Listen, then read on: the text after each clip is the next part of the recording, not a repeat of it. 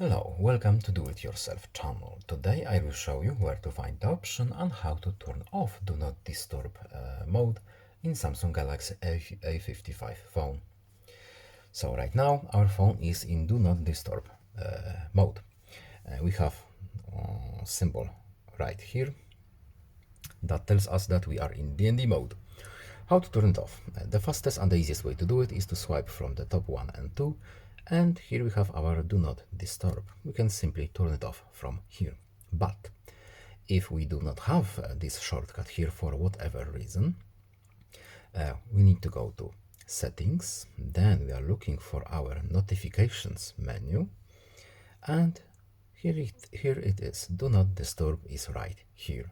We can turn this mode from here, and now our phone is working as it was before. So I hope this video was helpful to you. Please leave a like and subscribe. Have a nice day and see you in the next video. Bye.